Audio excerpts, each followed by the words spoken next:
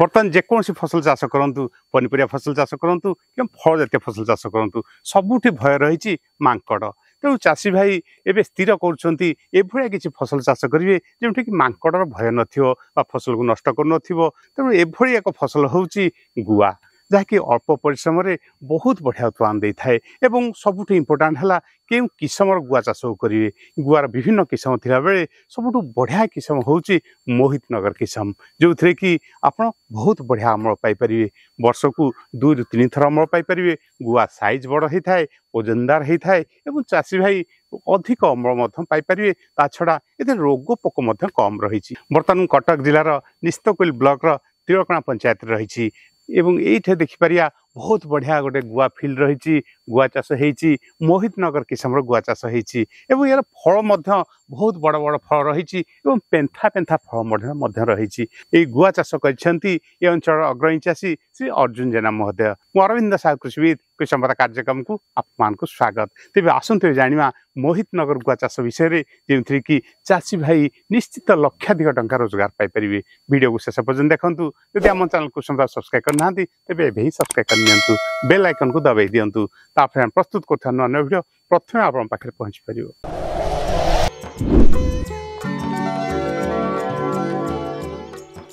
बर्तमान मो सहित अच्छा ये अंचल अग्रणी चाषी श्री अर्जुन जेना महोदय कृषि कार्यक्रम को आप स्वागत करुच्ची नमस्कार।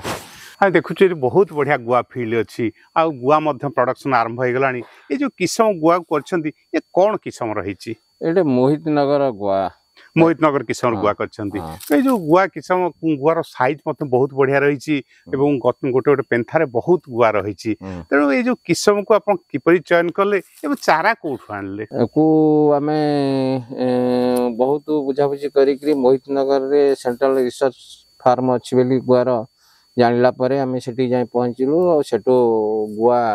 गोटी गुआ नट्स घिंडिक आसिलु आसिकी चारा पकई मोहित नगर जाइथिले गुआ को आनिया पई एटा वेस्ट बेंगल वेस्ट बेंगल मोहित नगर जाइथिले सिलगुड़ी आगु को तो सेठी जाई कि गुआ को चयन करी के आनले माने को भरिया छोट गुआ ना बड़ गुआ ना जहा से गुआ मंजी देला ताको आनिथिले नै नै आमे गुआ तोळाला परे बाछिकरी बड़ बड़ देखि कि आटिथलो चारा हवा जेमती तो आपण एठे चारा ही पकेलु आपण चारा न किनि गुआ को आनी कि चारा पकेइथिले नै कॉस्ट बढ़ी जो अधिका बेल कि आम जाइए चारा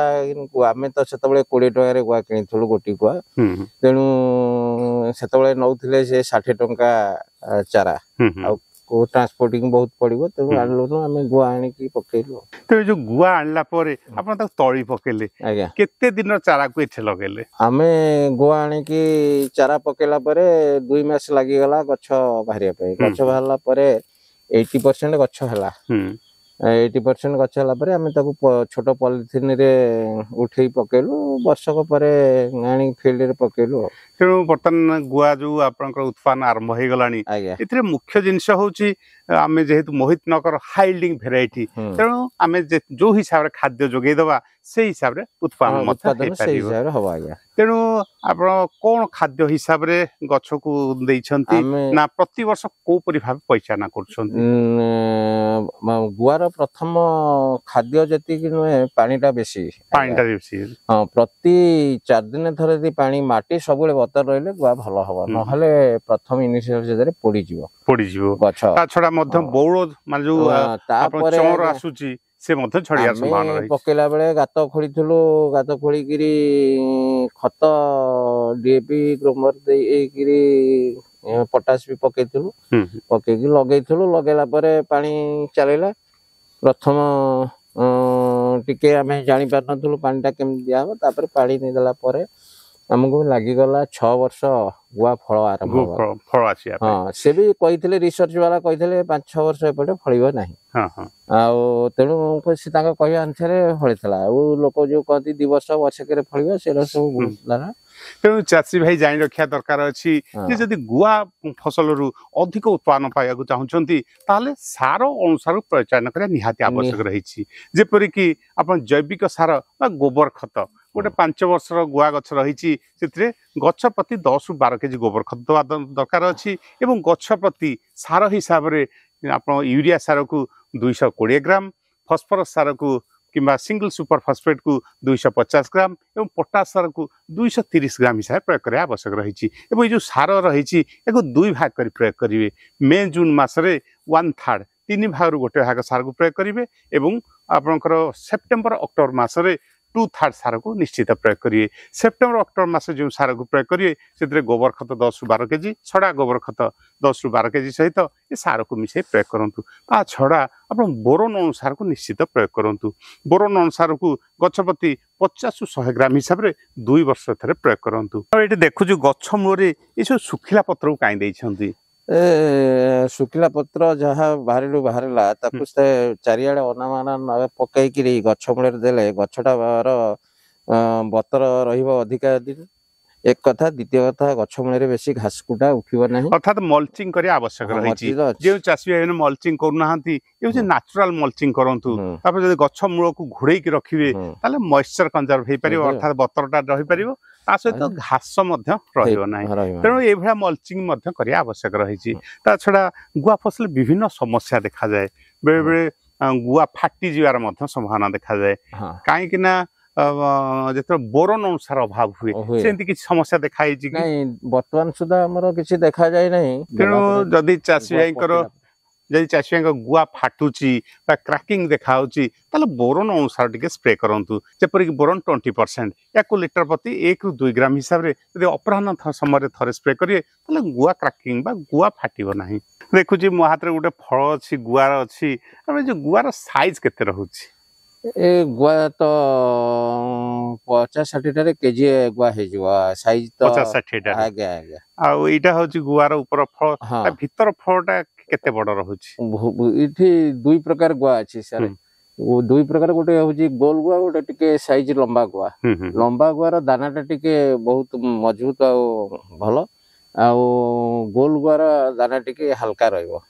आ खाइया को दिटा का टेस्ट रहिबो किंतु एया होची ओजनदार गुआटा होची टिके लंबा साइज टिके ओजनदार गुआ गोटे गुआ केते ग्राम होची ए 20 रु 22 ग्राम 20 रु 22 ग्राम होची अर्थात आपण गोटे केजी रे नै बड़ गुआटा होची छोट गुआटा से 10 ग्राम रु कोई कम हबे नै तेणु बर्तमान गुआर रेट मार्केट रे केते रहिची एबे तो बुथलु 550 केजी व्यापारी कहते तेणु आम तो प्रोडक्शन बाहर बिक्री हवा योग्य है ना बिक्री कौन रेट मार्केट रेट सब सामान जहाँ भी 400 टकर गुआ कम बाहर मार्केट रे हमर घरे गुआ जी रेट बिक ये निहाती 50-100 टका अधिक बिक्री हो निश्चित तेणु मार्केट यार मार्केट समस्या मार्केट रो किछि नहीं किंतु बिक्री है जो गुआ से किसी असुविधा नहीं एट ए टाइम बिक्री हेले एट ए टाइम गोटे काम लगे सुविधा तापरे लेबर समस्या रु मुक्ति मिलिबो निजे करी हबो सब काम तेणु मांकड़ समस्या भी नहीं कि गोरु छेली रो किछि समस्या नहीं बाड़ाबंदी नहले भी चलियो यही सब सुविधा अच्छी तेणु आप आशा कर गोटे गचर केते केजी पर्यंत गुआ बर्तमान बाहर पारिबो गोटे गचरू आज्ञा 3 किलो रु 5 किलो जाक गुआ बाहर गोटे गचर बाहर आ गोटे वर्ष केते थर उत्पादन पाउछंती गोटे वर्ष केते थर उत्पन्न आसियो बोली भाबुछ नहीं 2 थर आसुची 3 थर कहउचंती से कथा केतुरु ठीक भूल आमे तो सही हिसाब रे जदी तांको आमे खाद्य सार पानी सफिशिएंट देई परिबा तापरे 2 थर निश्चित भाବରେ फळिबो इच्छा अछि हां तेणु जदि चाषी भाई मोहित नगर गुआ चाष कर अति कम 2 थर उत्पादन पाई से सार अनुसार एवं जलसेचन को निश्चित परिचालना करूँ जदि आम जैविक सार दबा ता सहित सार अनुसार को परिचालना करिया निश्चित भाव 2 ରୁ 3 थर अमल पाई ए रोग पोकर समस्या किसी देखा जाउची कि हां रोग पोक सारे होउची कोन ना गोटे गोटे गछ अग सड़ीकरी मरी जाउची अग सड़ा रोग लागुची ताकू तो आमे बहुत हाइट हेला परे आमे तो किछि कर परबुनी सेते माने जोर नहले भी 100 कोटी गोटा आधे गछ ए भली अवस्था आसुची आ जदी वर्षा दिने मुख्यतः मूल रे पानी जमिले मूल सड़ा भी लागियार संभावना रही छी नहीं मूल सड़ा तो लागी नाही हमरो जमा जहा अग सड़ा लागी छी अग सड़ा लागी छी पोकर सेंति किछि समस्या नाही पोकर किछि नाही पोकर किछि समस्या नाही पोको भी एते बड़ गछरे आमे औषध केन पके परिया ପକି ହବନି କିନ୍ତୁ ତେଣୁ ପୋକ କିଛି ନାହିଁ। ତେଣୁ ତେଣୁ ଏ ଗୁଆ ଚାଷ କରନ୍ତୁ ସବୁଠୁ ବହୁତ ବଢିଆ କିସମ ହଉଛି ମୋହିତ ନଗର ଗୁଆ। ଏଥିରେ ଗୁଆ ଚାଷ ସାଧାରଣତଃ ରୋଗ ପୋକର ପରିମାଣ ବହୁତ କମ ଅଛି ଏବଂ ଉତ୍ପାଦନ ମଧ୍ୟ ବହୁତ ବଢିଆ ଆସିବ। ତେଣୁ ଆପଣ ଏଠି କେତେ ଗଛ ଲଗେଇଛନ୍ତି? ଆମର ପ୍ରଥମ ଥର 1500 ଗଛ ଲଗେଇଥିଲା। 1500 ଗଛରୁ ବର୍ତ୍ତମାନ ସୁଦ୍ଧା 1000 ପାଖାପାଖି ଗଛ ଫଳ ଆସିଗଲାଣି।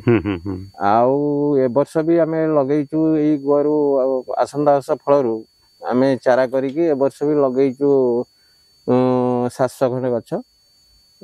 ଲଗେଇଛୁ। ତେଣୁ ଗାଈ ମୋଟ 2500 ଖଣ୍ଡେ ଗଛ ଆମର ରହିବ। ତେଣୁ ଏଇ ଯୋଉ 2500 ଗଛ ଲଗେଇଛନ୍ତି ଏଥିରୁ କେତେ ଆପଣ କେତେ ଲାଭ ପାଇପାରିବେ ବୋଲି ଆଶା କରୁଛନ୍ତି? ଆମେ ଯଦି 3 କେଜି ଗୁଆ ଲୋଏଷ୍ଟରେ ଆମେ ଧରିବୁ 1500 ଟଙ୍କା ହେଲାଣି ଆଜ୍ଞା, ଇଣ୍ଟୁ 2500 ଆମେ ଗୋଟେ ଗଛ ପିଛା 1500 ଟଙ୍କା ଆପଣ 1500 ଟଙ୍କା ଗୁଆ ବିକ୍ରି କରିପାରିବେ। ତେଣୁ ଅତି କମ ଅଧିକା ହେଲେ ମଧ୍ୟ ସେ 2500 ସିଜନ ନେଇ କଥା ହଉଛି କହିହବନି, କିନ୍ତୁ 3 କେଜି ଗୁଆ ନିଶ୍ଚିତ ଭାବରେ ଆସିବ। ତେଣୁ ସେଇ ହିସାବରେ ଯେତିକି ଗଛ ଲଗେଇବେ ସେଇ ହିସାବରେ ଫଳ ଆସିପାରିବ ଏବଂ ବର୍ଷକୁ 2 ଥର ଅତି କମରେ ସେତିକି ଫଳ ପାଇପାରିବେ। ଆପଣ ଯୋଉ ଚାଷୀ ଭାଇ ମାନେ ଗୁଆ ଚାଷ କରୁଛନ୍ତି ତାଙ୍କୁ ଆପଣ କଣ ପରାମର୍ଶ ଦେଇପାରିବେ? ନାଇଁ, ଯୋଉ ଚାଷୀ ଭାଇ ମାନେ ଗୁଆ ଚାଷ କରିବାକୁ ମନ ବଳେଇବେ ତାଙ୍କର ଯଦି